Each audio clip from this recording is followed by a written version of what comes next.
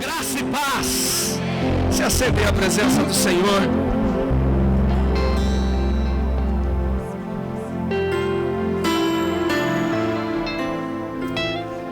Louva a Deus pela sua vida, pela sua escolha estar conosco no nosso congresso da família.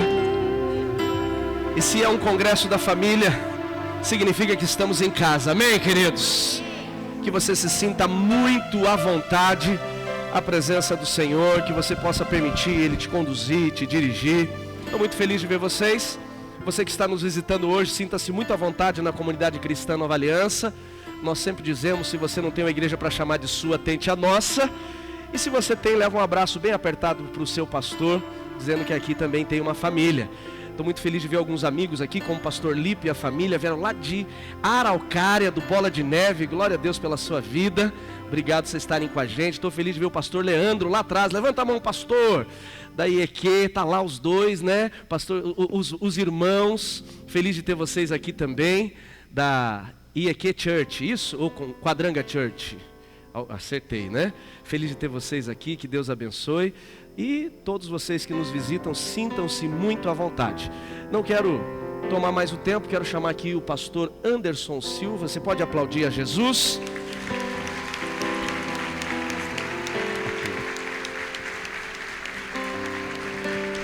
Glória a Deus. Como eu sempre digo, nada é sobre nós, tudo é sobre Ele, amém, queridos? Você pode declarar isso? Diga, nada é sobre mim. Diga, tudo é sobre Ele. E hoje nós estamos recebendo um pastor que ele não apenas prega isso, mas ele vive isso. Muitos de vocês já o conhecem pelas redes sociais. Eu perguntava para ele, né, como é que foi esse processo, né, de ser exposto ao Brasil. E de fato a gente já sabe que é o próprio Deus que expôs.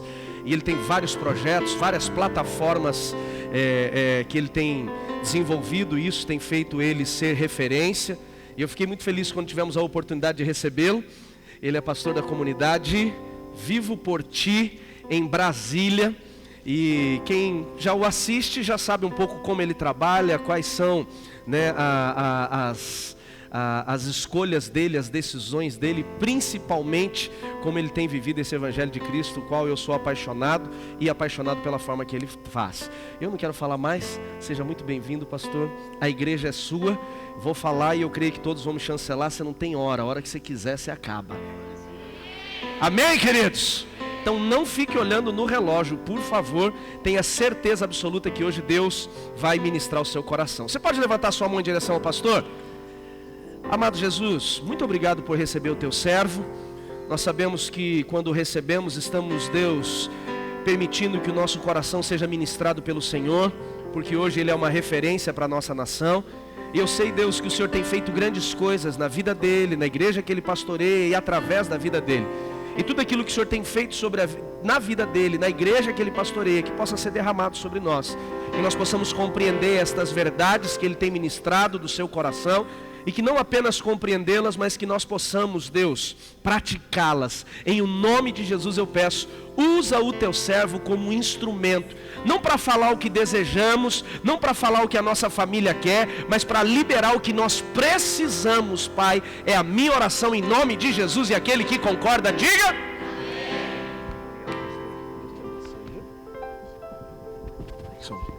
Paz, irmãos. Abra sua Bíblia em Gênesis capítulo 1.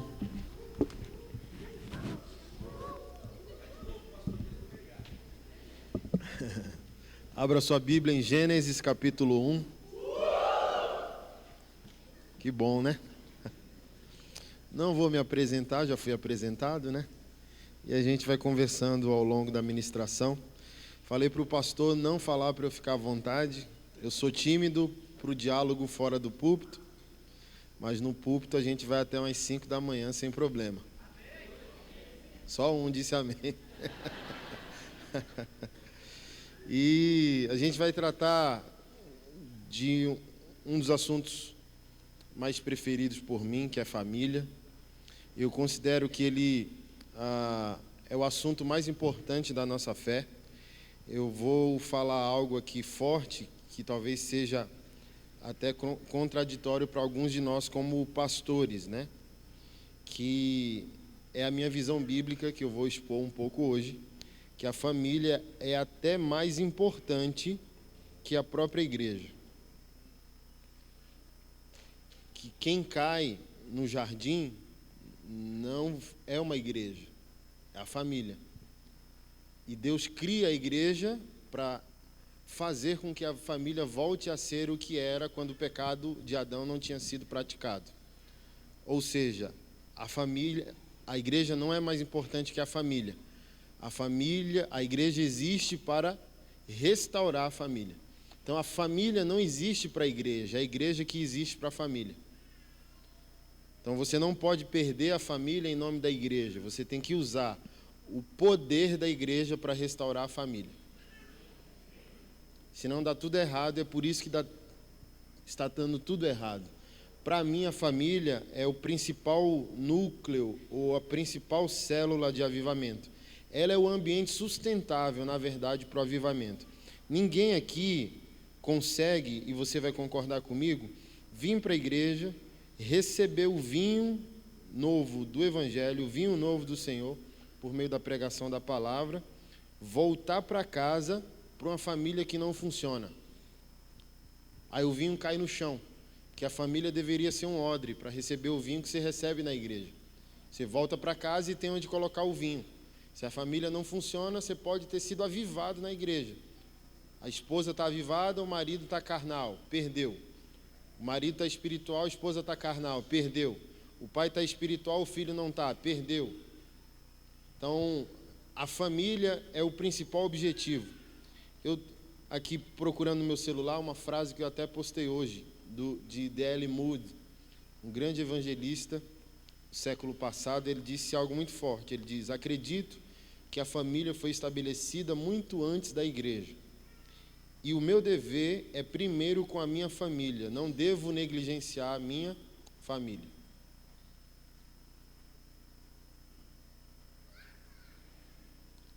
Então não é que eu sou um crítico da igreja, é que eu sempre chamo a igreja para a realidade.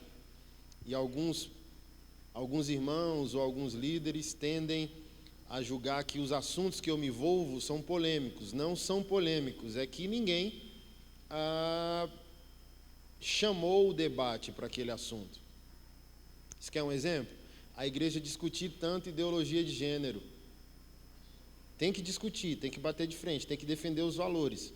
Mas o que destrói sua família não é a ideologia de gênero, é você. É outra esfera de briga. Oh, meu Deus, estão acabando com a família. Que família? Que tipo de marido você é? Que tipo de mulher você é? Que tipo de filho você é? E é um óbvio, né? É uma polêmica óbvia.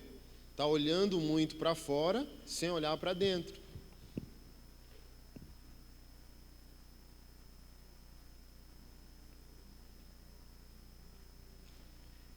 É a igreja dizendo: olha, não pode divorciar.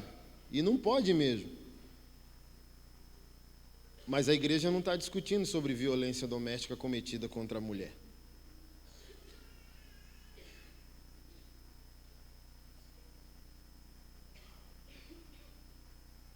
Peguei uma foto forte agorinha no meu Instagram, dizendo: nos últimos 5 anos, mais ou menos 500 casos de reconciliação conjugal acabaram em homicídio.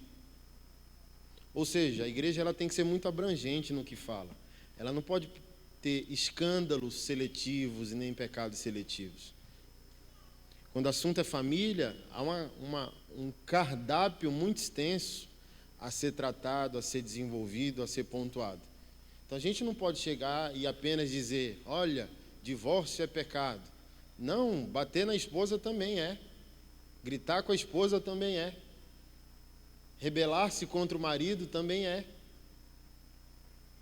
Então a gente não pode religiosamente tornar algo fixo e fingir que outras variáveis não estão acontecendo.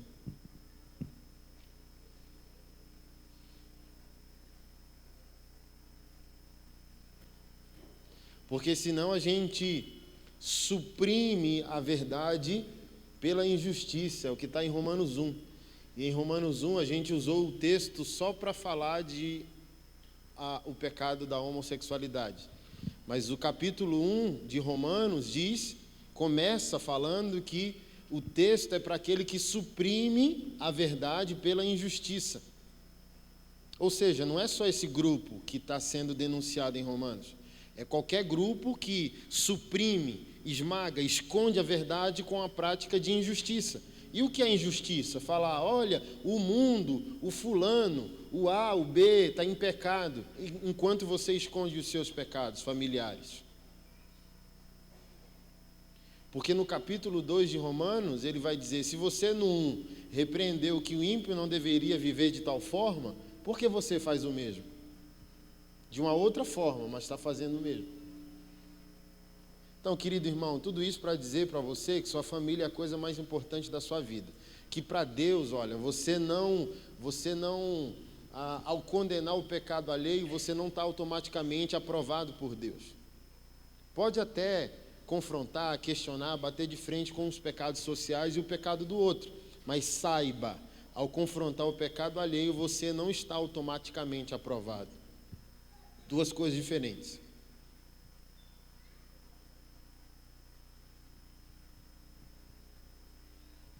E guarde isso, tá?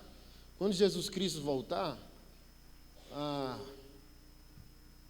gente vai ter muita surpresa, porque Ele vai fazer perguntas óbvias. Ele vai até ser gentil, Ele vai puxar uma cadeira e vai dizer, sente aqui, coisinha. Eu vou dar para você meia hora para você tentar me explicar o inexplicável. E eu prometo que eu vou me esforçar para entender você. Cadê a sua esposa? Cadê seus filhos?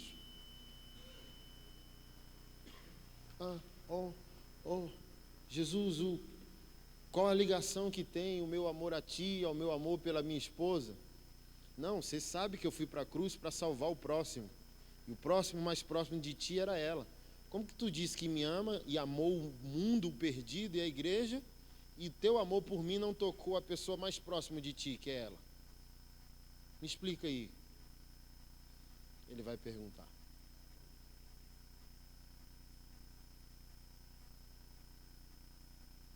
Cadê seus filhos?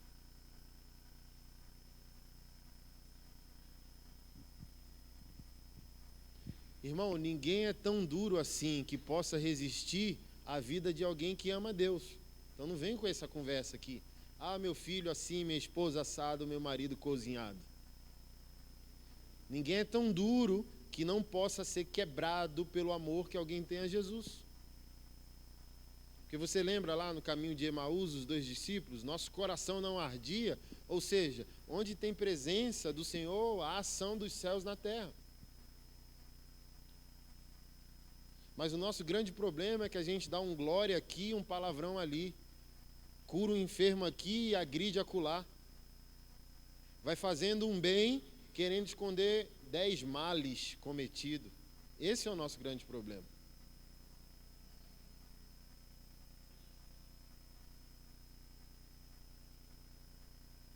Deixa eu falar algo a você. Por que a família é mais importante? Porque no primeiro século da igreja cristã, o que a gente chama de igreja primitiva, igreja de Atos dos Apóstolos, não tinha igreja congregada. Não sei se você sabia disso, mas fique sabendo hoje. Não havia a menor possibilidade de um espaço como esse para a igreja em Atos congregar. O templo não era para a igreja, é para o judaísmo. Então os cristãos ficavam ali em volta do templo como judeus, querendo evangelizar um, evangelizar outro, e às vezes na parte exterior do templo fazia uma intervenção, fazia um culto, fazia alguma coisa, mas a igreja ela se estendia de maneira social. O cara que era crente convertia a sua esposa, que convertia o seu filho, que reunia numa casa, em outra. Há documentos históricos que quando vizinhos se convertiam, eles quebravam internamente as paredes, aí dava para fazer um tipo de galpão. Mas no primeiro século a igreja eram pessoas, movimento e família.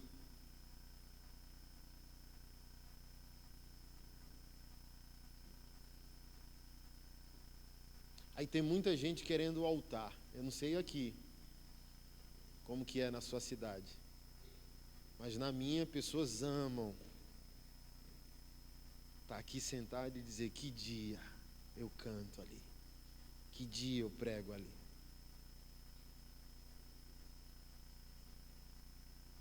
Deixa eu falar a você, o altar do ministério cristão não pode ser uma fuga para a família que não funciona.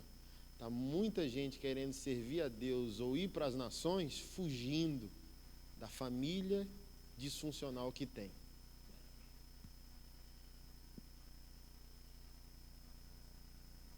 Existem bons pastores que só são bons pastores porque são péssimos maridos. E para fugir da dor de um casamento que não vai bem, ele se enfurna no chamado dele. Tem muita gente apaixonado pelos mendigos nesse exato momento, querendo dar um sopão no frio, mas nunca disse eu te amo para os filhos. Tem muita gente querendo ir para a África para fugir do pai que tem em casa.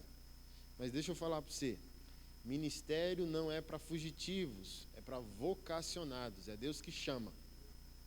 Você não vai para o ministério para esconder problemas. Você vai para o ministério porque a sua família está tão top na balada, como diz o goiano, que Deus empurra você para as nações. Sua família está tão plena que Deus diz: não cabe mais aqui na tua casa, se espalha.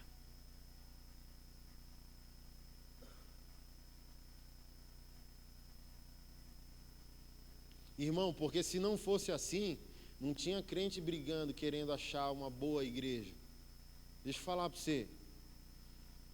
Só procura a igreja perfeita quem é a família imperfeita. Problema na igreja é só transferência de problemas que o indivíduo enfrenta em casa. Quem resolve problema em casa, resolve problema em qualquer lugar. Então você está insatisfeito com a igreja, mas não é com a igreja, é a tua vida. Você está insatisfeito consigo mesmo. Então você não vai bem com o casamento, você não vai bem com o filho, você não vai bem com o pai. Aí quando você vai para a igreja, você encontra mais pessoas problemáticas, que com uma semana você já tem vontade de sair daquela igreja. Mas a igreja, deixa eu falar algo para você, igreja e casamento não tem problema. São dois pontos neutros, são perfeitos. A igreja é perfeita porque ela é espiritual e aqui na nossa congregação ela é um prédio e um CNPJ, é uma pessoa jurídica, ok? Eu não consigo falar com a igreja. Não consigo tocá-la, não consigo nem ligar para ela. A igreja é representada pela qualidade das famílias que ali congregam. Ou seja, a igreja não tem problema nenhum. Igual casamento. Meu casamento está em crise. Mentira. Todo casamento é perfeito porque ele existe no decreto de Deus. Quem tem problema? Pessoas. E pessoas desonestas sempre amam um bode expiatório.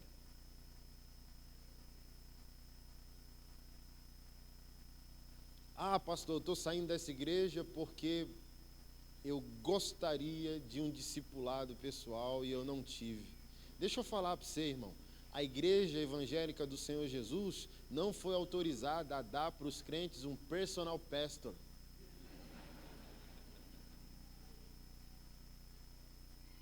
Não temos essa autoridade. O que Pedro fez com 3.000 crentes convertidos na primeira pregação? Como que dá gabinete para esse povo todo? É muita desonestidade querer uma exclusividade da igreja. Não que você não tenha direito a um gabinete, a um discipulado, mas pelo menos agora me ouvindo, se questione. Se esse vitimismo seu não é por causa do que está acontecendo na tua casa.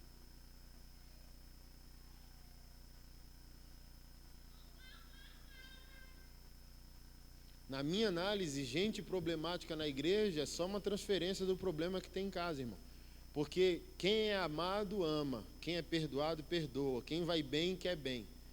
Então, gente ranzinza dentro da igreja, para mim é batata. Vou logo no ponto da equação. É em casa o problema. Porque quem vai bem em casa, está treinado para resolver problemas em qualquer lugar. Não sai para dar problema para a vida dos outros. Sai para servir. Não vai para a igreja só para receber. Já sai feliz, empolgado, aleluiado, dizendo: estou indo receber, mas também estou indo dar. Não está indo para ver problemas, se concorda com a cor que foi pintada, se concorda se o pastor está muito tatuado, que foi chamado, ou pouco tatuado. Não se importa com nada, não se importa se falaram com ele na portaria ou não. Ele está feliz, ele tem uma família plena, ele adora a Deus fora da igreja, ele está em comunhão com a palavra, então ele quer. Pintou de preto, é só uma cor. O pastor tem a cara tatuada. Mas e daí? Ele não quer problema, irmão.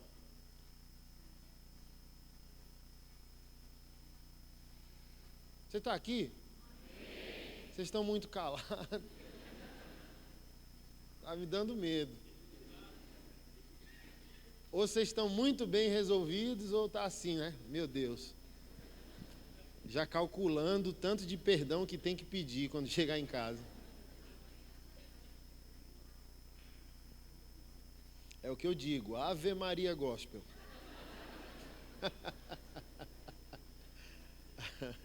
Mas eu brinco sempre, é melhor ficar chateado uma noite para ser feliz eternamente do que ficar feliz uma noite para ficar triste para sempre. Então apanhar de vez em quando faz muito bem ao crente. Se você estiver com a sua esposa aqui hoje, você foi embora e deixar ela conversando comigo para a gente tomar uma sopa junto, o que ela vai falar sobre você? Esse mesmo Moody que eu citei, ele disse: quando você quiser descobrir se um homem é um crente de verdade, não pergunte ao pastor, pergunte à esposa. Quantas vezes ela te viu chorar, adorar?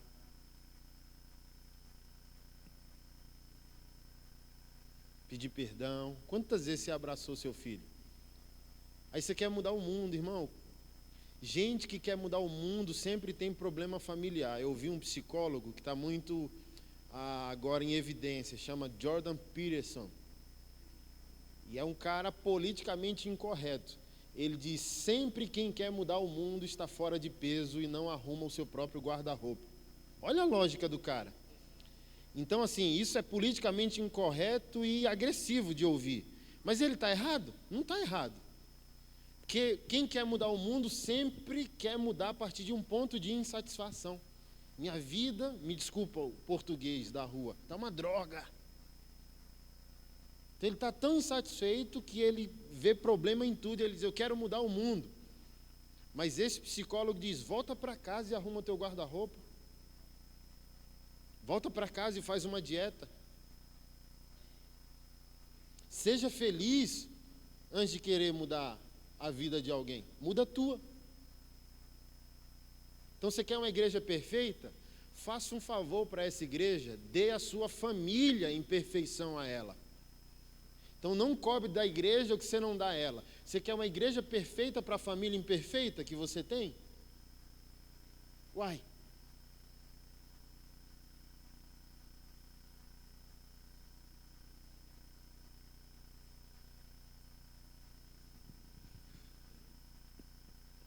Porque olha só, se a igreja não presta, ou se ela não vai bem, ela vai bem a partir desse seguinte ponto. Se uma igreja tem 100 famílias, essas famílias não funcionam, elas se encontram num domingo. Que qualidade de igreja nós teremos? Me ajuda, Brasil. Agora, se essas mesmas 100 famílias funcionam e se encontram no domingo, pode quebrar as paredes, alugar um segundo, um terceiro galpão, que ela não para de crescer. Você quer ir para a África? Quero, pastor. Volte para casa. É o mais hostil e o mais perigoso campo missionário que alguém pode ter, é sua própria família. Sabe por que você ama tanto o próximo? Porque você só vê o próximo uma vez. Mas leva o próximo para casa. Você chora. Você sair agora com cobertor e sopão, você vai chorar, arrepiar, orar em línguas, curar enfermos, vai ficar tomado pelo Espírito Santo. Agora leve para casa, ficar um dia, 2, 3, você vê se você vai amar tanto assim o próximo. Um crente que não vai bem só ama o extraordinário, ele não ama o ordinário, a rotina. Então ele quer viver de espetáculo, por isso que ele ama o púlpito sem estar amando sua família. Agora vamos botar você dentro de uma rotina? Um dia eu confrontei um missionário dizendo, vocês são hipócritas, dentro das 4 paredes, olha que eu faço muita coisa fora das 4 paredes. Aí eu falei, hipócrita é você, cara, e você ainda não viu, está num ponto cego. Como assim? Eu sou missionário, faço Natal na rodoviária para os mendigos. Eu falei bem assim, eu sou revolucionário, porque todos os dias eu tenho que amar pessoas que não merecem o meu amor. Isso é igreja e família. É às vezes você dá o seu amor para quem não merece. Agora você é hipócrita, só ama o estranho. A cada dia é um estranho que você não convive. Então você é hipócrita. Que é fácil, você ir lá no mendigo, chorar, eu te amo e nunca mais ver. Não está comprometido. Agora eu tenho que voltar para uma igreja para amar a mesma pessoa que eu estou amando há 5 anos e constantemente me dá motivos de não amá-la. Eu ouvi a verdade. E ao ouvir você não pode retroceder mais. Então isso aqui é tão importante, homens principalmente, que a Bíblia afirma que, em um relato, que Deus criou homem e mulher, macho e fêmea. Mas também tem relatos que Deus criou isoladamente o homem, e do homem gerou a mulher. Então há um relato geral de que Deus criou os dois imediatamente, ok? Mas há outro relato que Deus fez primeiro só o homem, e depois de discussão teológica aqui, se foi semanas, anos ou eras. Vamos colocar eras. Depois de eras, Deus criou a mulher porque viu que o homem estava só e não era bom que ele estivesse só. Então houve um intervalo. Então há teólogos que gostam de afirmar que os dias, e o último foi o descanso de Deus, não foram dias, foram eras. Milênios.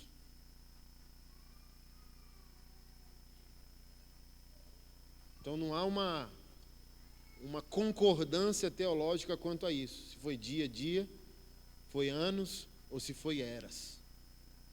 Mas uma coisa também é fato. Deus criou o primeiro e somente o homem.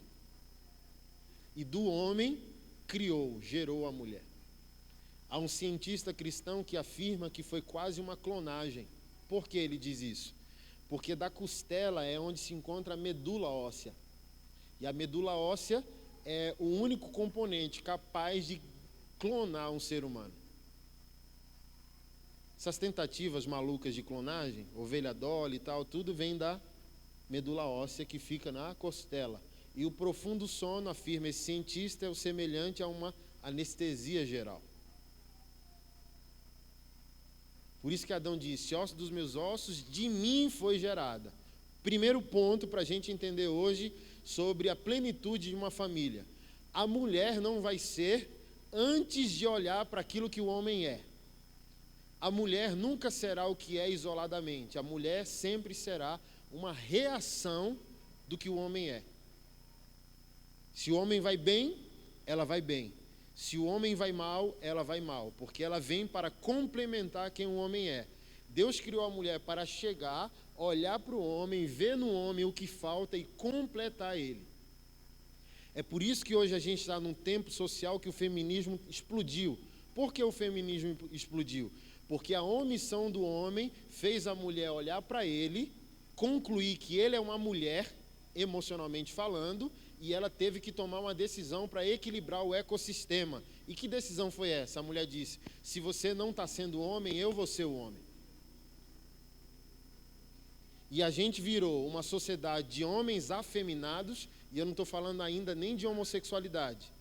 Homens impotentes, homens que, quando a vida esmaga, eles correm para a mãe. Eles se escondem, eles deprimem, eles se calam. E a mulher virou o que virou. O cara está com 30 anos, mora com a mãe, viciado em games, em bobagem, em tatuagem, em carrão, em roda de carro, em futebol. E a mesma mulher, com a mesma idade, já graduou, pós-graduou, já mestrou, já comprou apartamento, já comprou casa, já está servindo a igreja. E se é casado, ela rouba dele para poder dar o dízimo, de tão paralisado que ele se encontra. Você está aqui? E você sabe que eu não estou mentindo. Então a mulher é a reação social do homem.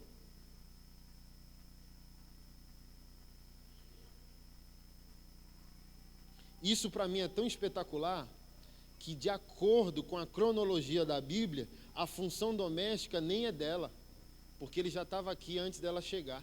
É por isso que está dando tudo errado, irmão. Porque o cara está tão omisso e ele se põe tanto com poder sobre a mulher que torna instável todo o ecossistema familiar. Olha só, a mulher ama tanto a função doméstica que quando a família prospera, a primeira coisa que ela faz é pedir para ele pagar uma mulher para fazer coisa que mulher ama. Irmão, se ela amasse tanto assim, ela fazia, quando acabasse de fazer, ela sujava de novo só para fazer de novo. Ou, se ela amasse tanto, vocês prosperavam e ela diria, pague um salário para mim. Não, mas ela quer se livrar daquilo. Tem mulher que ama, mas nem toda mulher ama. Isso aqui já é didático. A gente tem que olhar para isso e aprender. No mínimo, um homem maduro, no mínimo, um homem cristão, no mínimo, um homem que entender conteúdos semelhantes a esse aqui, tem que concluir que a função doméstica é familiar. Eu não estou falando aqui que o homem tem que botar agora um avental e virar uma dona de casa e a esposa sair para ser a provedora. Mas eu estou falando de equilíbrio, principalmente quando os dois têm potência para ir e conquistar.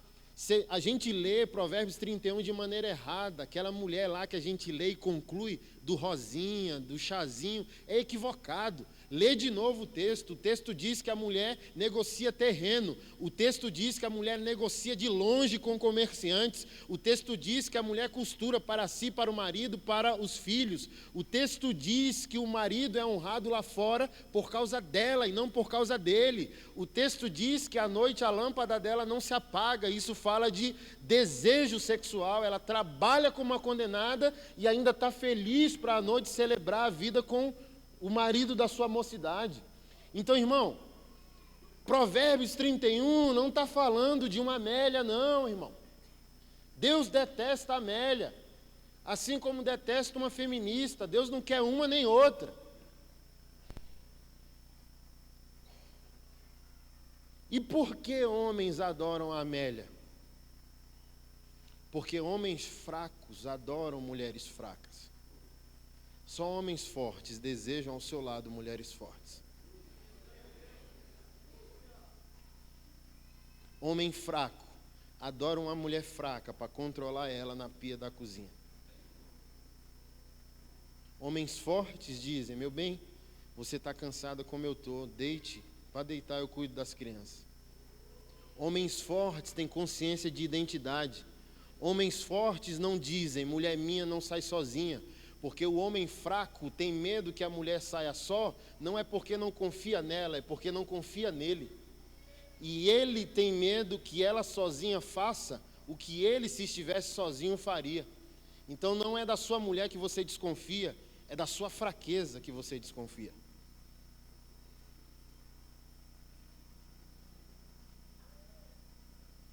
Porque a gente é tão estúpido por causa do pecado do nosso pai Adão, que o marido ganha 5.000, e se a mulher trabalhasse, porque tem mais graduação e mais habilidade que ele, ganharia 10. Mas o cara é tão complexado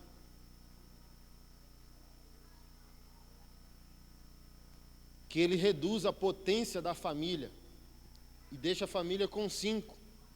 Mas se ele fosse pleno, se ela fosse plena, e se os dois fossem amigos, a família ganha 15.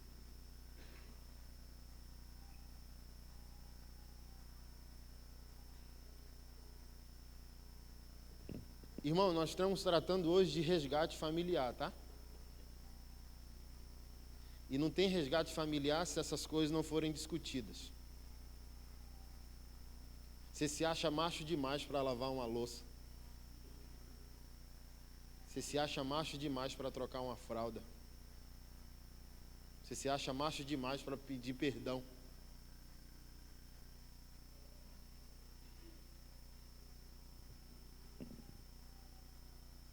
Você tem que se impor. E quem se impõe é homem fraco. Homem forte é leve. Homem forte é tranquilo. Homem forte crê em si mesmo.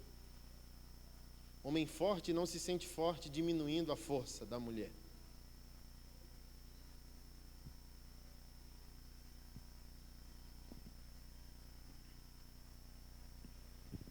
A mulher é tirada do homem. Então, amigo, nunca mais reclame da mulher que está ao seu redor. Reclame do tipo de homem que gerou aquela mulher que está ao seu redor. A mulher é tirada do homem. Se o homem vai bem, ela vai bem. Se o homem vai mal, ela vai mal. Então, antes, deixa eu falar para você algo. Homem fraco adora submissão. Mas é anti-evangélico cobrar submissão quem não tem uma missão. Qual é a sua missão? O problema da mulher não é submissão. O problema da mulher é merecimento. A mulher vem para a igreja para adorar um homem. Jesus é homem. Se o problema dela fosse o homem, nem Jesus ela adorava. Está aqui? Então o problema dela não é o homem. O problema dela é quem é esse homem. Que tipo de homem é esse? Então Jesus sabe o que está fazendo, e Jesus sabe para onde está indo, e Jesus sabe para onde está conduzindo sua mulher à igreja. Por isso que nós estamos aqui. E você, meu amigo? Não peça respeito se não é digno dele, não peça submissão se não tem uma missão. Uma mulher não seguirá um homem que tem dúvida de si mesmo. Você sabe para onde você está indo? Você sabe para onde você está conduzindo sua família?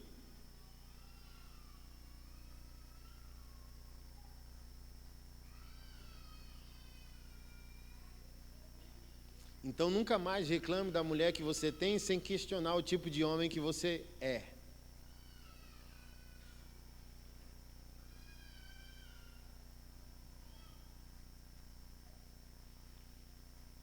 Aí agora a gente entra no texto. Por isso o quê? O homem deixa pai e mãe, une-se a sua mulher e os dois se tornam uma só carne. É aqui que o negócio fica bom. E é aqui que está o maior complexo, que é o complexo de Édipo, e o que um psicólogo no século passado chamado Carl Jung chamou de incesto involuntário. Nós somos uma geração de homens casados sexualmente com suas esposas e emocionalmente com suas mães. Você não consegue dar à sua esposa o que você dá à sua mãe. É por isso que seu casamento é um fake news. Vai bem na aparência, mas não vai bem na essência. Porque o que é da esposa, você deixou com sua mãe.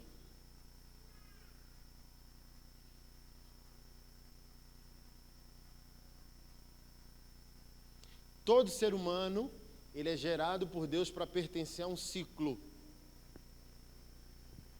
que eu chamo de proteção. Todo ser humano nasce desde o seio materno e do colo da mãe. Esse ser humano vai pertencer a um ciclo onde paternidade e maternidade darão a essa pessoa o que eles precisam para a formação cognitiva, ética, moral, espiritual, para um dia essa pessoa ser enviada, para dar a outras pessoas o que foi dado a ele. Então, todo ser humano nasce para ser provido, protegido, para ser enviado. É aqui que está o ciclo. Fui protegido, recebi provisão, fui enviado. Quebrou-se o ciclo da primeira família. E a primeira família já não é mais família, é parentela. Família será aquilo que surge. A pessoa foi enviada, casou-se, tem filhos, proteção, provisão, envio. A família que ficou já não é mais família, é parentela. Deixa eu falar algo duro, mas a sua família, o seu casamento, a criação dos seus filhos só vai funcionar quando você entender que o seu pai, sua mãe, não é mais a sua família. Sorri para mim. É sua parentela. Só vai dar certo assim. Só vai dar certo plenamente assim.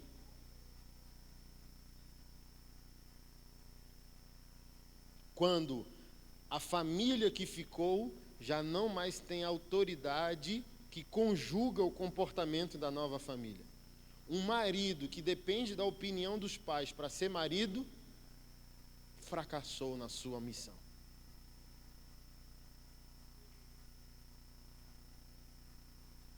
Porque filhos não prosperam, só homens prosperam.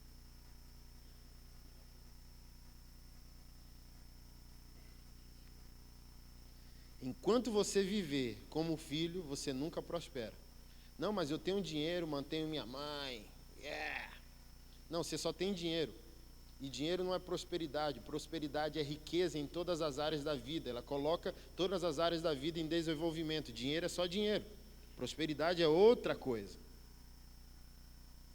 Filhos não prosperam. É por isso que Jesus meteu o louco na própria mãe.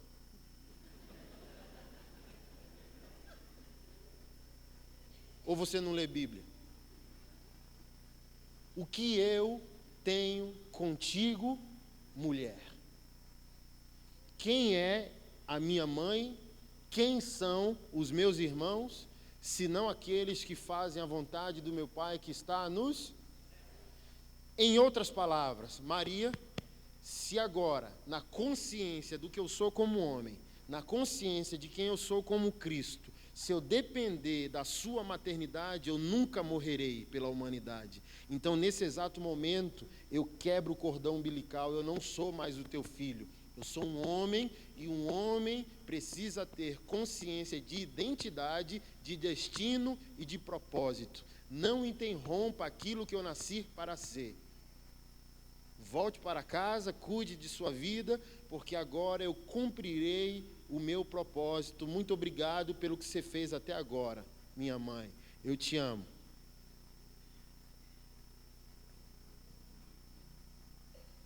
Quem não tem coragem para fazer isso, nunca vai ser homem. Vai ser macho, no desempenho heterossexual de sua virilidade. Homem já é mais abrangente, eu estou falando de propósito, eu não estou falando de gênero masculino. O macho é ser o masculino, o homem é ser pleno porque tem consciência de identidade e de propósito.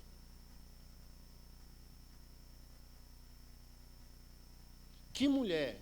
É aqui que quebra a admiração da mulher. Que mulher admira um cara que sempre depende de pai e mãe para poder conduzir a vida? Nenhuma, irmão. Nenhuma mulher respeita. Pode até nunca ter falado para você, mas não tem aquela admiração heróica. Meu Deus, eu estou de lado de um caba de peia, como diz o Nordeste. Estou do lado de um macho. Porque a postura do cara não inspira confiança. Quando a vida aperta, ele é gelatina, entendeu? Não aguenta a pressão da vida. E sempre tem que correr para um conselho paterno e materno. Não que não tenha que ter, mas coloca num percentual de 0 a 100. Qual a interferência do teu pai e da tua mãe no destino da tua vida? Tudo tem um lugar devido. Mas um adulto não tem por obrigação mais primária ser filho. Entenda isso. É secundário. Depois do casamento, a mãe não é mais a pessoa mais importante da sua vida.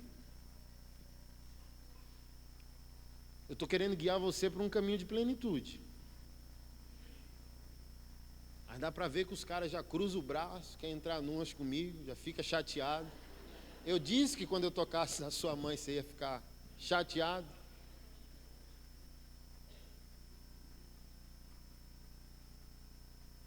Só vai dar certo se depois do casamento a mãe não for mais a pessoa mais importante da sua vida. Se fosse, haveria um versículo dizendo: e você é uma só carne com sua mãe. Se você arrumar um versículo para mim que diga isso, eu paro de pregar e vou embora. Tem algum versículo na sua Bíblia dizendo que você é uma só carne com sua mãe? Com seu filho? Com seu pai? Então vamos... Isso aqui não é sugestão. A Bíblia não quer saber o que você pensa. A Bíblia é uma direção, segue quem quer, mas ela não está aconselhando a gente. Está aqui? Ela está fundamentando a gente. Vive quem obedece. Eu sou uma só carne com a minha esposa. Portanto, família plena, casamento pleno, relacionamento conjugal que funciona, precisa ser a prova de todos, inclusive a prova de pais e a prova de filhos. Casamento só vai atingir o seu nível de prosperidade, de plenitude, se ele resistir à interferência até dos filhos. Se você não amar o seu cônjuge mais do que você ama seus filhos, se você não amar o seu cônjuge mais do que você ama seus pais, você nunca vai saber o que é casamento aos olhos de Deus.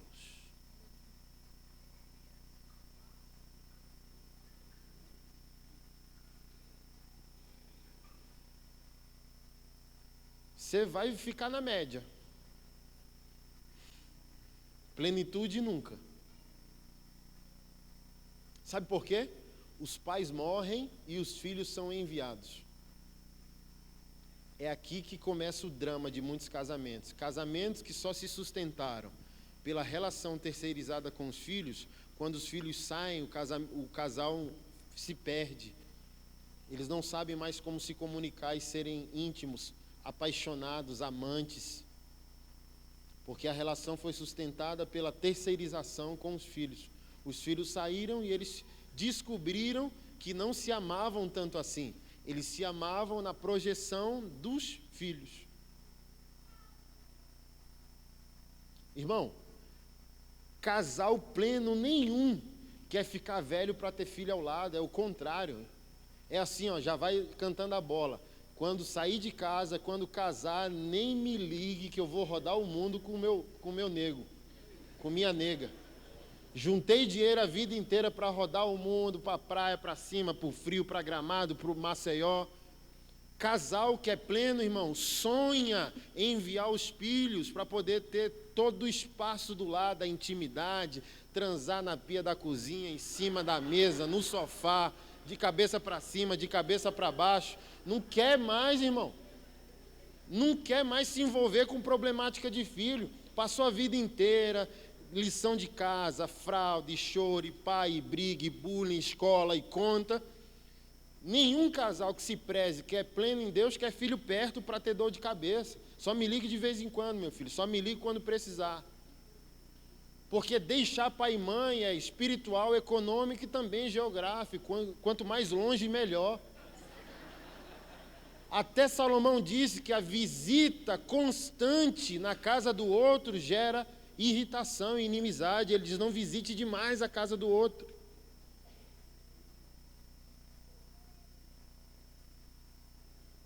Tem marido, irmão, que faz o programa do final de semana onde? Na casa da mãe. Ela nunca falou nada para você, mas a partir de hoje pergunte para ela se ela ama tanto assim. Ela não quer causar problema para você. Mas mulher nenhuma está assim: meu Deus, que chega o final de semana que eu estou doida para ver a minha sogra. Não, irmão.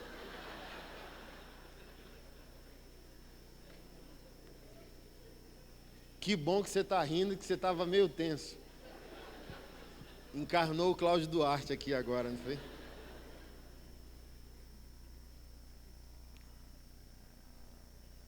Por isso o homem deixará pai e mãe. Por quê? Eu sou uma só carne só com a minha esposa. Não sou com mais ninguém. Eu, a partir desse texto, não tenho compromisso total com ninguém, a não ser com a minha esposa.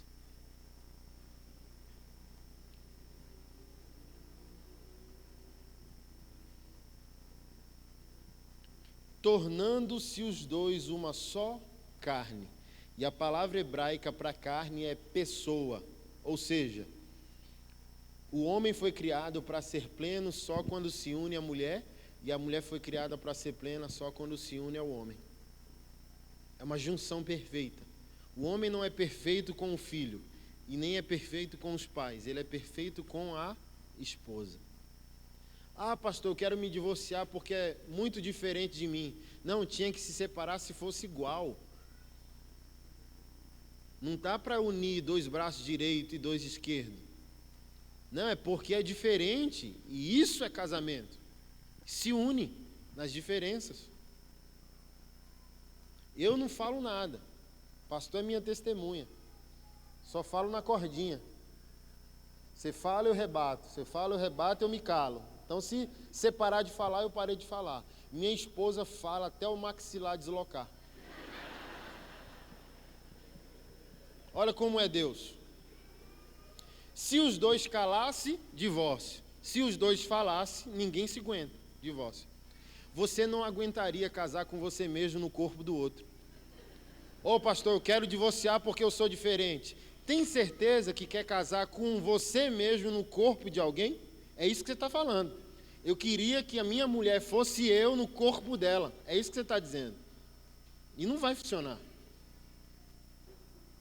Casamento, assim como igreja, só é pleno nas diferenças.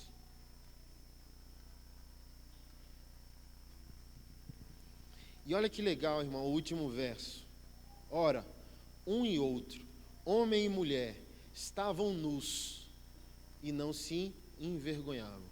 O casamento deve ser o único lugar de maior autenticidade do ser humano. É o lugar que o ser humano pode ser quem ele é, sem medo nenhum de ser censurado. E a gente confundiu isso dizendo, amor só de mãe. Não, não é não, querido. Como eu disse, se fosse, tinha uma ordem bíblica para a gente casar com a nossa. O nosso casamento não vai bem porque a gente não está oferecendo um nível de lealdade e de comprometimento bíblico. Que mulher vai honrar um homem que não consegue defendê-la de nada?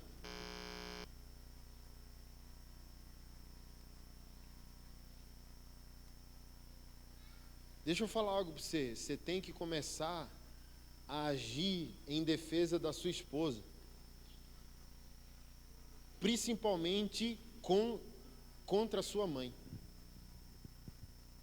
Se você não aprende a defender sua esposa, ela nunca reage em admiração. E a pessoa que mais tem motivos para atacar ela é sua mãe. Por quê? Vamos lá. É a didática do caos. Maridos omissos não amam suas mulheres na totalidade. Mulher tão complexa, que o orgasmo masculino é 1 e o orgasmo feminino é múltiplo. Por que não pode ser 1? Não sei. E o cara que não se debruça nisso, não descobre a complexidade, ele não respeita o enigma que a mulher é. A mulher é um mapa que, se o homem tiver pressa, ele não consegue achar o lugar de plenitude dela. Então, ou seja, ela é um ser extremamente complexo. Ela diz, aí você pergunta, o que foi? Nada. O que foi? Sai daqui. Mas dentro dela ela está dizendo, fica aqui. O que foi? Fica aqui. Mas por dentro está dizendo, suma daqui. Então você tem que se tornar um guru quase da alma feminina.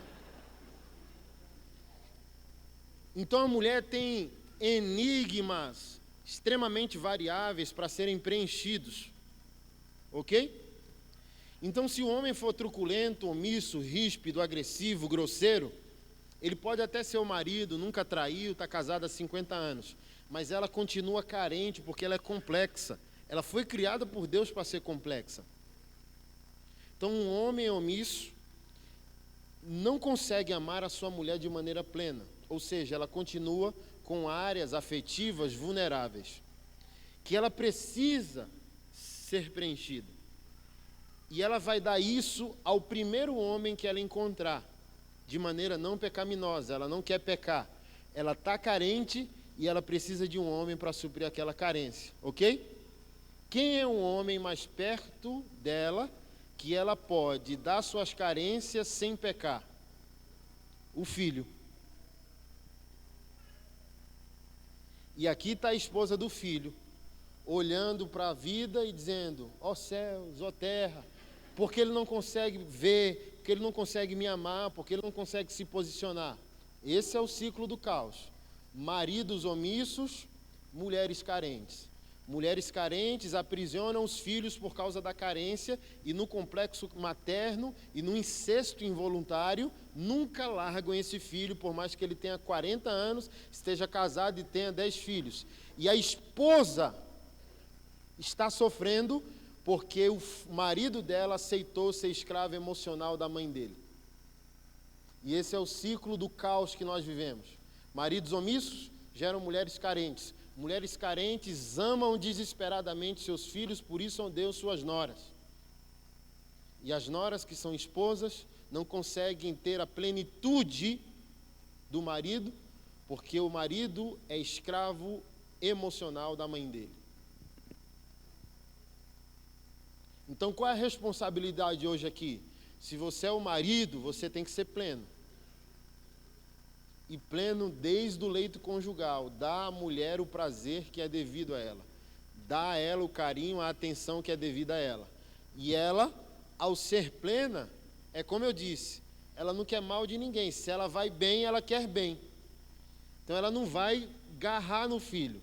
Se ela não garrar no filho, ela fez um problema, ela fez uma solução para a nora, para a vida, para a igreja e para a sociedade. A última coisa que ela quer é pentelhar a vida do filho, porque ela está bem com o nego dela aqui, ó. Então, se eles vão bem, eles fazem com que os filhos se resolvam e eles também vão bem. Mas se aqui tiver mal o casal, ela vai agarrar o filho. Porque nenhum ser humano quer sair do lugar mais seguro da face da terra. E qual é o lugar mais seguro na face da terra? O colo de uma mãe.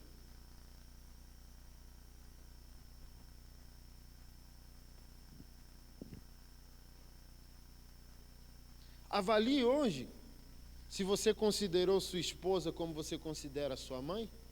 Avalie hoje se você faria ou daria para sua esposa. Pronto, teste máximo.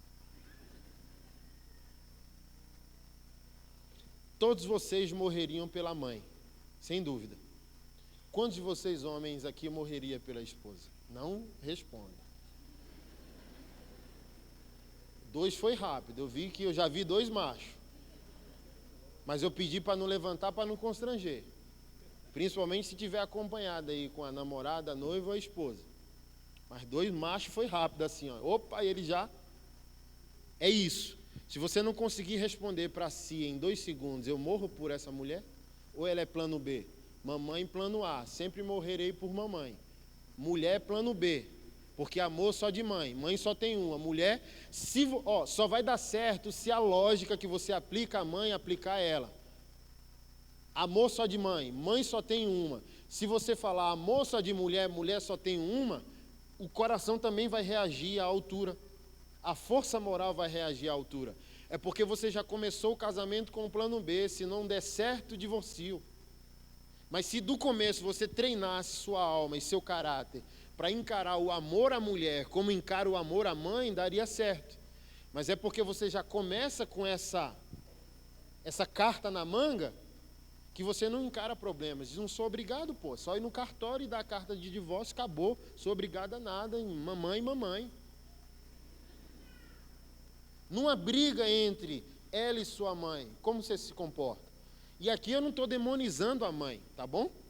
Mas eu estou dizendo que você é emocionalmente maduro até para ver onde sua mãe erra. E no mínimo você vai dizer, ó mãe, a senhora está até certa. Mas seguinte, mãe, eu só sou seu filho na sua casa. Na minha casa eu não sou seu filho. Na sua casa eu sou um marido, eu sou um pai, eu sou um rei, eu sou um sacerdote. Eu tenho uma responsabilidade. Então é o seguinte, não precisa falar na minha casa o que a senhora pensa sobre tudo.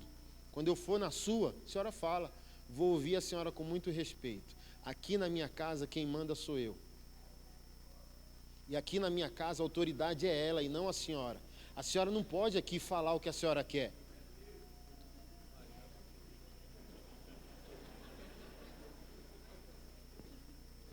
com maior amor, mas também com a maior responsabilidade bíblica. Casamento não vai dar certo, irmão. Pai e mãe entra na tua casa e bota você na cadeira como se você fosse um menino, irmão, de 10 anos. Como que esse casamento vai ser pleno? Sua mãe chega e diz, ó, essa aqui tá uma porcaria, ela não sabe cozinhar. Ei, filha, você... Não, irmão.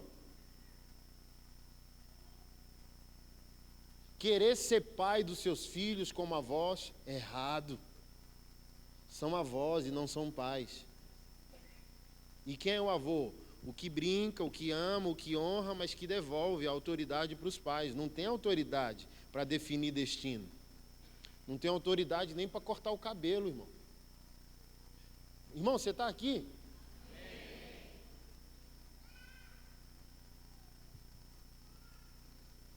Isso é tão poderoso que a Bíblia não mandou você honrar os seus pais, amar os seus pais. Mandou honrar. Mandou você amar a esposa. Me dá um versículo que diz, ama teu pai e tua mãe. Não, honra. E a melhor maneira de honrar é, eu não sou mais só seu filho. Agora eu sou um homem, eu sou um marido. Me respeita, mãe. Eu tenho que tomar as minhas decisões. A senhora não pode ficar intervindo, a senhora não pode ficar gerando um clima de tensão entre nós para que eu tome um partido. Isso é honra. Honra é chegar para sua mãe e dizer, eu sou um homem, por gentileza, não me trate mais como seu garoto.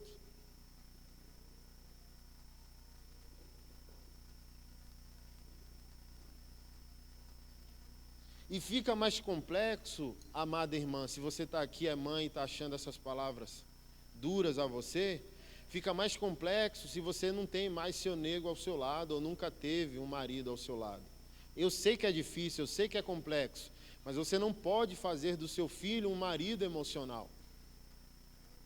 Ele tem um destino a cumprir.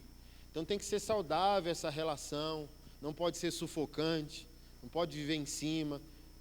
Eu já vi, irmão, por exemplo, situações de gabinete pastoral, o pastor sabendo que o casal estava a pé de divórcio, e chegaram no domingo, fulano, olha, 5 horas domingo, gabinete aqui, que eu fiquei sabendo do seu problema no casamento. E a mãe do cara ouviu e dizer, beleza, pastor, domingo 5 horas estaremos aí.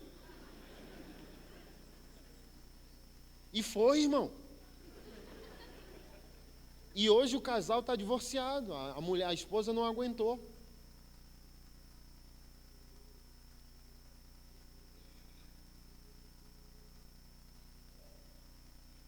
Porque a América do Sul ama suas mães de maneira demasiada? Porque nós somos um continente órfão, isso é fato. A maioria de nós foi criado com mãe sem pai, ok? Mas a gente não pode criar um plano B. Deus tem um plano A, a gente tem que seguir o que Deus ordenou no manual, na Bíblia.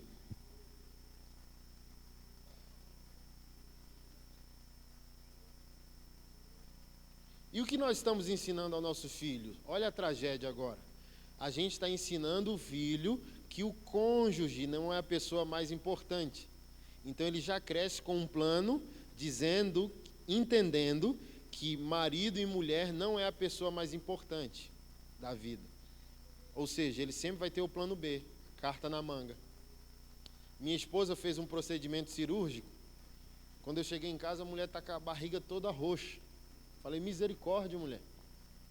Sofre assim para ficar bonita, é? E eu tenho um taco de beisebol lá em casa, desse tamanho, que eu chamo de Jesus. Quando eu tenho que resolver algum problema dos caras que ficam dando em cima das meninas da igreja, eu tenho que chamar os caras num quartinho escuro da diaconia. Aí eu falei, vou trollar meu filho. Aí meu mais velho tem 11 anos, chegou da escola e ela, com a camisa levantada, mãe do céu, o que foi isso? Roxa mesmo a barriga. Aí eu falei, nós brigamos, eu não quero mais estar casado, eu arrumei minhas coisas, vou embora e dei uma peia na tua mãe. E saí rindo assim, eu falei, Fera, fica séria, não ri não. E ele olhou para mim e riu e falou, até parece que eu não escuto o que tu prega. E eu disse, o que eu prego, moleque? Que a esposa é mais importante que a mãe. Eu nunca ensinei isso para ele.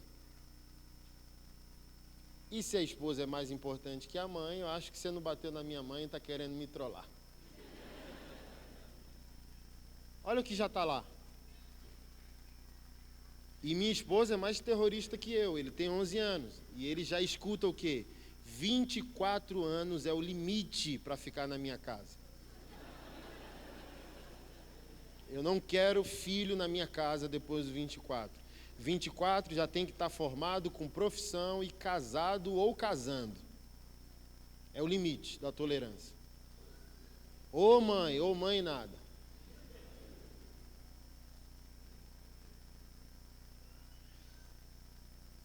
E vai vendo o exemplo no lar. Eu sei que é duro. E eu vou falar da minha experiência. Minha mãe ficou 3 meses sem falar comigo quando a gente teve essa conversa. E você acha que eu me arrependo? Não, irmão. Não posso, justamente por causa disso. Minha mãe nunca teve um marido. Então, uma mulher que em 60 anos de idade nunca teve um marido, nunca namorou, nunca, irmão, chamegou a vida com um romance, com uma paixão, nunca. Você acha que essa mulher está emocionalmente estável para discernir meu casamento com a minha esposa? Ela quer ao máximo capturar, involuntariamente, quem tirou o filho dela é inimigo dela, porque de alguma maneira o filho dela é marido para ela em algum aspecto.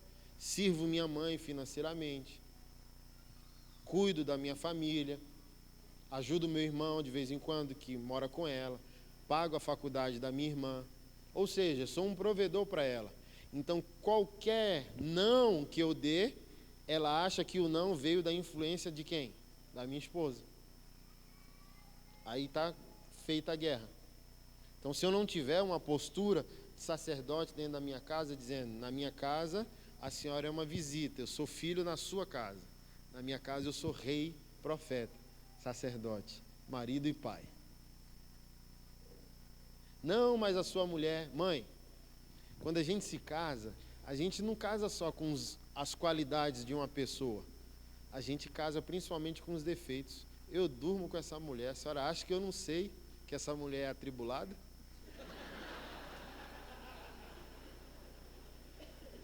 Minha mulher é atribulada, irmão.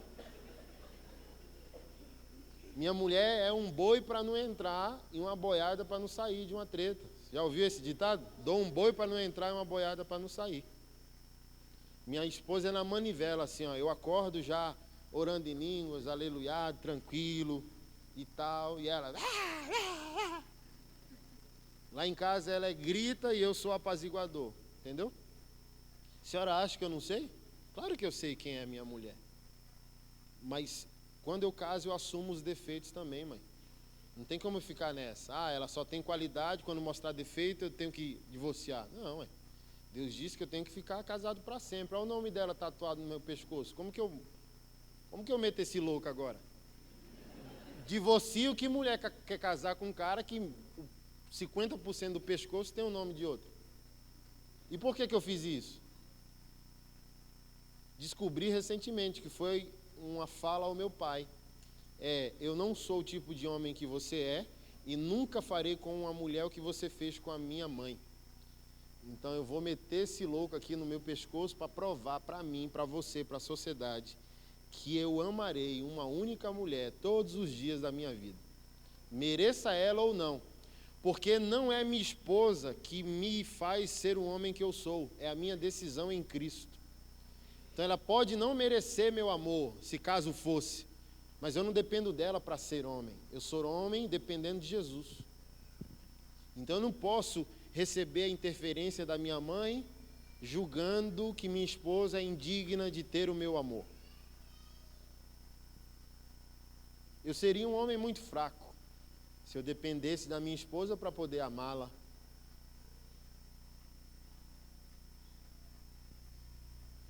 Não, depende de mim. Eu dependo da minha decisão em Cristo, eu dependo da minha identidade em Jesus.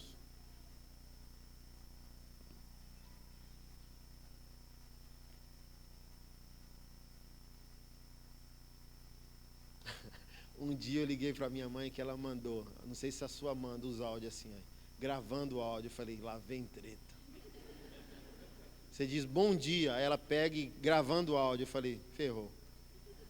Recentemente ela disse, você é filho de chocadeira, não me ligou, não tal. Mãe, estou viajando o mundo, pregando o evangelho, lá. E ela...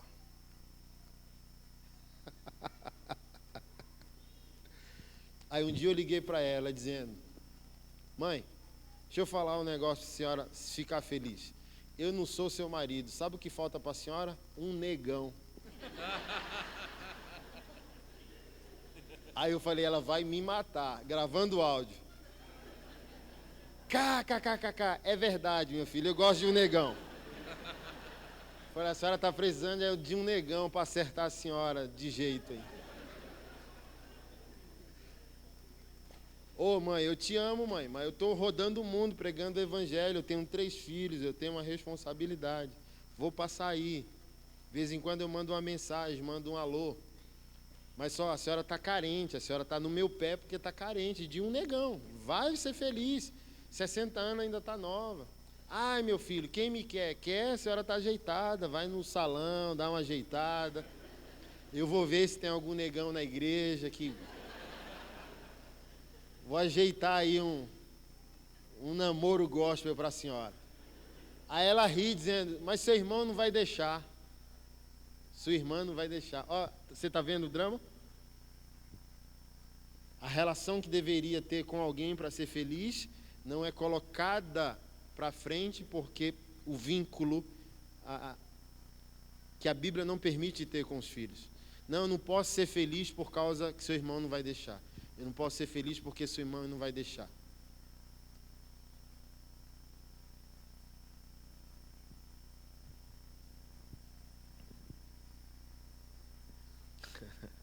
Eu sempre falo para minha esposa e às vezes eu fico diante do Senhor dizendo, ô Senhor, por que o Senhor me deu esse chamado? Por que o Senhor não me deu uma viola, gospel, para ir nas igrejas, cantar uma música, deixar o povo feliz, não é? Mas Deus me deu essa marreta, parece um Jeremias 2, assim. Jeremias Rexurrete, capítulo 1, e você quebrará, destruirá, aniquilará, para depois semear e plantar. Então fala, oh Deus, eu queria ir nas igrejas e deixar o povo, aleluia, glória, nébias, é isso, terra, manto, ola. Mas eu passo nas igrejas e o povo fica chateado. Coitado do pastor, né? Ô pastor, por que trouxe aquele tatuado lá, pastor? Mas eu amo sua vida. Eu sempre digo o seguinte, se eu fizer o que todo pastor está fazendo, eu não estou fazendo nada. Então tem vários dons, concorda? Um consola, um deixa feliz, um vem cura, um profetiza, mas vem um para chatear, e esse sou eu. Eu vim para chatear, para questionar, para chamar a reflexão. Depois você vai lá, ajeita a casa e dá bom.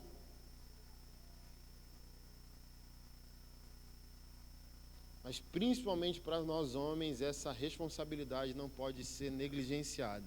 Filhos não prosperam. Faz o teste. Só homens. Vê aí, ó, seu bisavô, seu avô, seu pai tinha 4ª série. Mas como era homem, você vê que criou 10 filhos, 12, 15, e a gente não consegue criar um. Fala, meu Deus, eu não quero ter mais porque é caro. Como que os caras deram conta de 10, 15, 20? Porque o homem sempre prospera. E quando o homem está trabalhando, empreendendo, porque assumiu família, Deus vem em honra, Deus dá um trilho de prosperidade, Deus abre portas. Então a gente está numa geração de homens fracos, porque querem ser só filhos, mas não querem ser maridos e pais. Aí ficou num game. Tem uma pesquisa de um pastor norte-americano que afirma que os maiores consumidores e viciados em videogame têm de 24 a 38 anos de idade. E ele diz, quando eles param de manusear o controle, eles vão manusear a si mesmo. Você sabe do que ele está falando, né? Ou seja, nunca quer empreender, nunca quer casar, nunca quer usar, nunca quer criar, sempre fica na defensiva.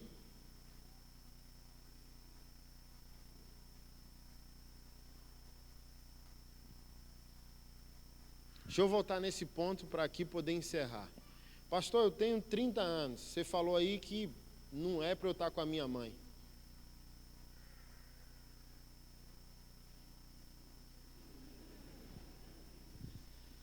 Irmão, é um prejuízo apostólico. Deus criou o ser humano para enviar ele. Se ele não for enviado, é um prejuízo para Deus. Vamos deixar a família de lado, igreja e sociedade. Vamos pensar em Deus. Deus gerou todo mundo para ser útil. Não existe ser humano inútil. Deus criou todo mundo com um propósito. Se eu não vivo o meu propósito, eu estou dando prejuízo a quem? A Deus. É a parábola dos talentos. Deu 1, deu 2, deu 5. Quando ele volta, ele quer lucro. O que você fez com o que eu te dei? Não, enterrei. Não, então não me deu lucro. Então Deus quer lucrar. Deus quer enviar você para um propósito. A única exceção para você morar com pai e mãe depois de 30 é seu pai e sua mãe precisam. A situação é extremamente delicada e vulnerável. Aí a Bíblia manda honrar pai e mãe, eles precisam, então fique. Se não for isso, você está dando prejuízo a Deus. Vê aí se o escolhi esperar, do nosso amigo pastor Nelson, está em voga. Não está, irmão, porque Deus acabou o estoque de gente top que ele tinha. Deus tinha muita gente top, homem e mulher de Deus. Quem escolheu esperar foi pegando o estoque do Senhor. E agora acabou o estoque, irmão. Não tem mais homem e mulher de Deus na igreja. Acabou o estoque. Por quê? O povo que estava esperando também não quis ser a pessoa que alguém estava esperando. Então todo mundo quer a pessoa perfeita sem ser a pessoa perfeita. Um homem está com 30 anos, viciado em game, sem trabalhar, morando com pai e com mãe, ou até trabalhando, mas impotente em algumas funções sociais que deveria ter, e está esperando a linda donzela. Ele quer que a mulher ideal chegue, mas ele não é o homem ideal. E vice-versa, que tem a menininha do papai também, que só quer casar com um homem que dê a ela o mesmo padrão que o pai deu. Irmã, vem pro chão da vida, princesa. Olha só, gente, quem casa com tudo pronto, já casou divorciado. Eu vou repetir devagar para você guardar, tá bom? Quem casa com tudo pronto, já casou divorciado. Por quê? Porque não sofreu para construir. Quem aqui é casal top, quem é casal unido, entendeu? Sabe do que eu estou falando? Casou com colchão, casou passando fome, mas juntos construíram tudo, ao ponto de ter herança para os filhos. Agora o papai dá o apartamento, mamãe dá a casa, titio paga a festa, ou seja, o casal nem se uniu em sofrimento. Então na primeira crise a casa é minha, foi meu pai que deu. O carro é meu, foi meu tio que deu. Você nem botou nada na festa, foi o fulano que pagou. Você está entendendo a complexidade? Então a gente tem que ser homem e mulher de Deus no chão da vida.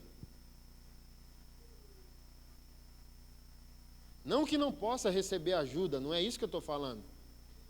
Mas tem que ser maduro, para saber que a responsabilidade é sua.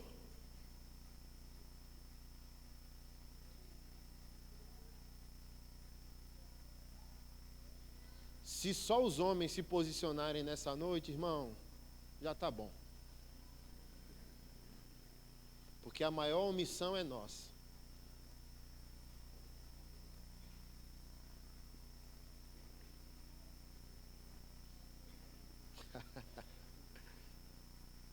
Amém ou ai de mim? Deus é bom. É isso. O que passar disso é besteira. Ficou chateado? Tô nem aí se ficou. Vou embora mesmo. Quem vai ficar com um balão aqui é o pastor. Um monte de gabinete para ele. Mas são palavras de vida eterna, irmão.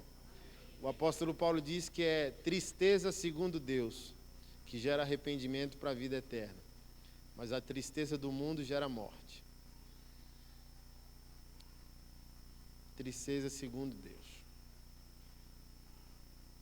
Os nossos filhos têm que ser criados aprendendo esse modelo. Casamento é importante, família é importante, o cônjuge é a pessoa mais importante. Graças a Deus que meu filho já pegou. ao ponto que, de vez em quando, ele dá uma preciosidade na porta da igreja, vê um casal de namorados se beijando e diz, já casou? Porque na cabeça dele, ele colocou que intimidade é só para o casal, que não existe namoro.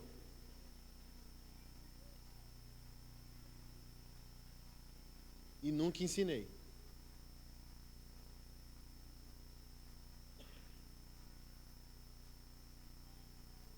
Já sonha com quantos filhos vai ter, já sonha com a esposa, eu já oro, irmão.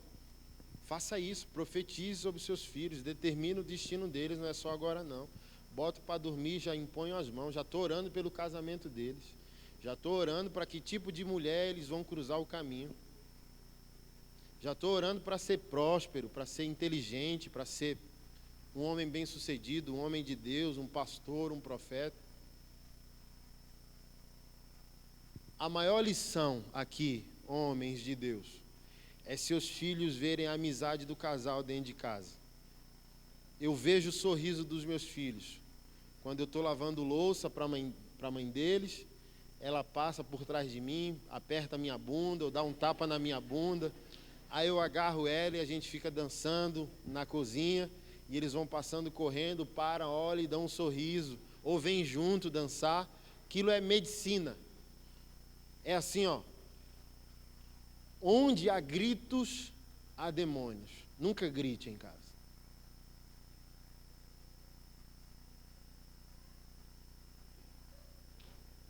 É uma didática familiar que desestabiliza o ser humano.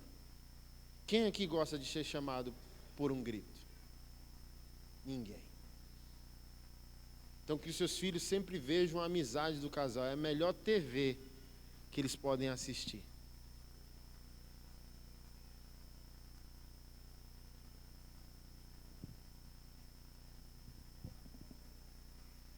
Meu filho disse para mim que a maior visão que ele gosta de ter é me ver deitado no sofá, é sair do quarto e se ver seguro a olhar para o sofá e ver o pai lá.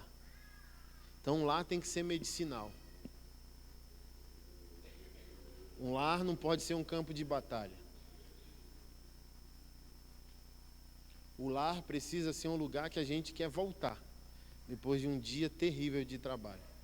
Martinho Lutero, o grande reformador da igreja, há 500 anos atrás, ele era padre, não sei se você sabia. Ele rompeu com a igreja católica, fez a reforma, e a primeira coisa que ele fez foi catar uma freira e casar com ela. O nome dela foi Catarina Vambora.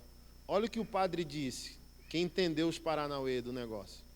O casamento me ensinou mais em 1 ano do que eu aprendi em 10 anos no monastério. Aí ele concluiu, o dever de um homem de Deus é sair de casa e deixar sua mulher com o desejo do seu retorno. E a função da mulher de Deus é dar motivos para que o homem queira voltar para casa. Agora eu concluo de fato e de verdade. Você está aqui há 2 horas nesse culto, fazendo falta ou fazendo favor a alguém? Tem alguém em casa dizendo que o culto acabe logo, que eu estou com saudade. Ou tem alguém em casa dizendo que o culto dure 30 dias.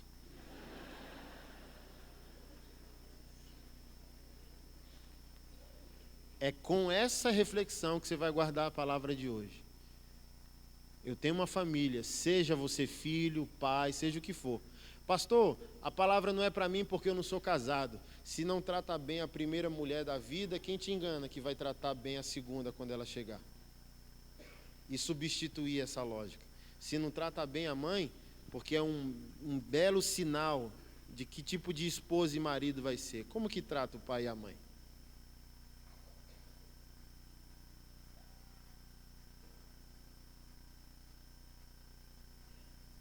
E entenda aqui, viu? Mães que estão aqui, filhos que estão aqui, noras que estão aqui. Nós não demonizamos o lugar da mãe. A gente está pedindo uma relação madura. Pingos nos is. Mas não é para sair daqui truculento. Agora eu vou tratar mal minha mãe. Agora eu vou tratar mal minha sogra. Não, maturidade. chamar para uma conversa madura entre família, botar fronteiras. Isso aqui é a sua família, isso aqui é a minha. A gente se vê de vez em quando para celebrar, se vê demais está causando problemas, está intervindo demais.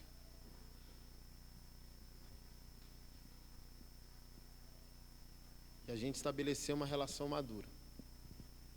Não faça um favor ao sair de casa, faz a falta. Deixa uma mulher chorando, dizendo, volte logo, macho.